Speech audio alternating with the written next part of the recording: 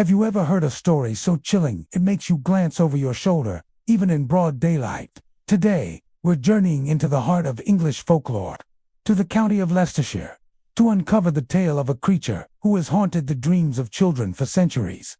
This isn't just any ghost story. This is the legend of Black Annie's. Before Freddy Krueger or Pennywise the Clown, there was a figure far more deeply woven into the fabric of a community's fears.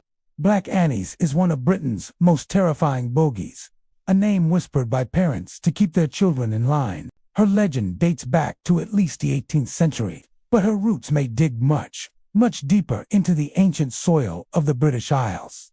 Some folklorists believe that Black Annie's isn't just a simple monster. They see her as a faded memory, a distorted echo of a powerful, pre-Christian deity. Specifically, they point to the Celtic goddess Danu, or Anu, a mother goddess associated with the earth, fertility, and wisdom.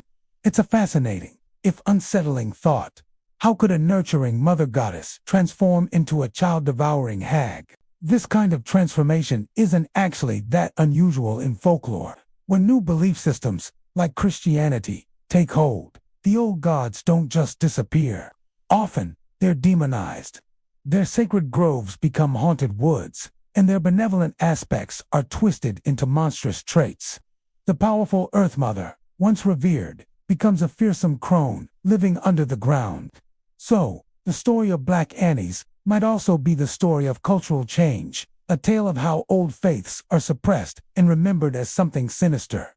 So, who is this terrifying figure? Imagine a crone, but not like one from a fairy tale. Her face is a ghastly shade of blue, a color often associated with death or the otherworldly in folklore. Her teeth are long and sharp, like a wolf's, perfect for her gruesome diet. But her most fearsome features are her hands. Instead of fingernails, she has long, sharp iron claws, strong enough to dig through solid rock. Her appearance is pure nightmare fuel, designed to strike fear into the hearts of anyone who might hear her tale. This isn't a subtle or mysterious monster. Black Annie's is a raw, visceral embodiment of terror. Every detail, from her blue face to her iron claws, is crafted for maximum impact, ensuring her story would be unforgettable. According to the legends, Black Annie's made her home in the Dane Hills, an area just outside the old city of Leicester. Her lair was a cave, a dark, damp burrow known as Black Annie's Bower. The tale gets even more specific and chilling. It's said she didn't just find this cave. She carved it out of the sandstone rock face with her own iron claws. Imagine the sound of that, metal scraping against stone, echoing through the hills day and night. For centuries, a real, ancient oak tree stood at the entrance to her bower. Locals claimed that this is where she would hide, crouching among the branches, waiting for her prey. The tree became a landmark of fear, a place no sensible person would go near, especially after sundown. Sadly, both the cave and the old oak are now gone, lost to quarrying and the expansion of the city. But their memory lives on, anchoring the legend of Black Annie's to a real, physical place. It makes her feel so much more real than a simple story. You could once point to a spot on a map and say, "This is where she lived. What did she do from her bower?" This is where the story turns truly grim. Black Annie's was said to have an insatiable appetite for human flesh, particularly that of children and lambs. She would emerge from her cave at dusk, sniffing the air, hunting for anyone foolish enough to be wandering alone. The tales say she would pounce on her victims, drag them back to her cave, and devour them whole. But the horror doesn't end there. After her grisly meal, she would tan their skins and hang them up to dry, wearing them as a grisly trophy. In some versions of the legend, she would stitch the skins together to create a hideous skirt. This detail elevates her from a simple predator to a figure of profound malevolence, one who takes pleasure in desecrating the bodies of her victims. This practice of wearing human skin is a powerful and ancient symbol of dominance, of literally consuming and possessing the life force of another. It's a detail that has ensured Black Annie's remains one of the most disturbing figures in all of folklore. But why would people tell such a gruesome story? Was it just for a cheap thrill? Not at all. Unlike modern horror, which is often purely for entertainment, Folklore monsters, like Black Annies, served a vital social function. She was, in essence, a supernatural enforcer of community rules. Think about it from the perspective of a parent in 18th or 19th century Leicestershire. The world outside your door was full of real dangers. There were dark woods, treacherous quarries, wild animals, and strangers. How do you keep your children from wandering off into these dangers, especially when you're busy with work? You tell them a story. You tell them that if they don't come home before dark, if they wander into the Danehills alone, Black Annies will get them. She was the ultimate cautionary tale, a personification of all the dangers that lurked just beyond the safety of the village. The fear of her iron claws was far more effective than a simple, "be home for dinner." She was the reason children ran home as the sun began to set, the reason they stayed on the well-trodden path. In this way, Black Annies wasn't just a monster. She was a guardian, albeit a terrifying one. Her legend helped protect generations of children from very real-world harm. She was the boogeyman, the monster under the bed and in the woods, whose purpose was to enforce safety and boundaries in a world that had plenty of real monsters of its own. The name Black Annies itself is a source of much debate.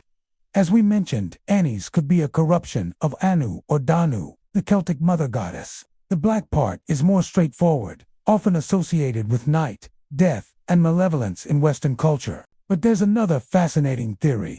Some scholars connect her to the medieval Christian tradition of anchorites and anchoresses. These were religious recluses who chose to be permanently sealed into a small cell, or anchorhold, usually attached to a church, to dedicate their lives to prayer.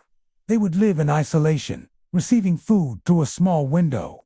It's possible that a real historical anchoress, perhaps one seen as eccentric or frightening by the local populace, could have inspired the legend. Over time, the story of a solitary woman living in a stone cell could have morphed into the tale of a monster living in a cave.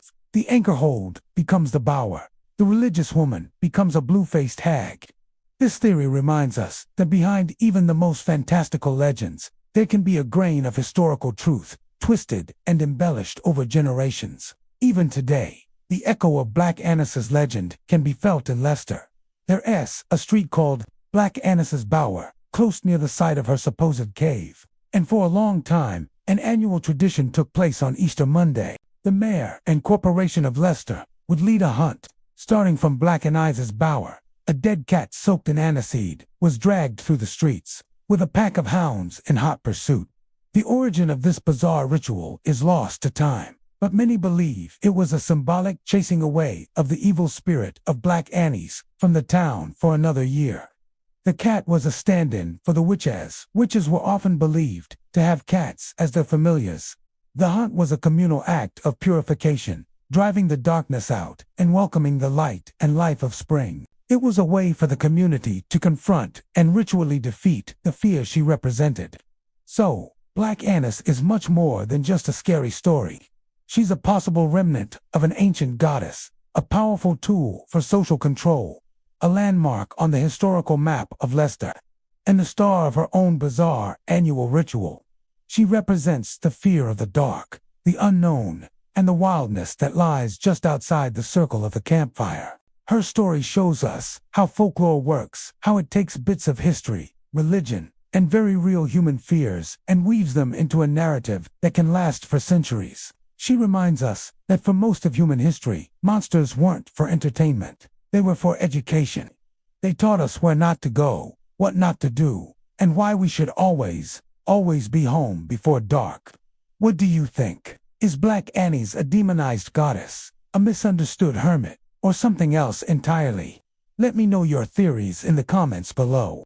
Thanks for diving into the dark woods of folklore with me today. If you enjoyed this journey, be sure to like, subscribe, and hit that notification bell so you don't miss our next exploration into the world's most fascinating legends. Stay curious.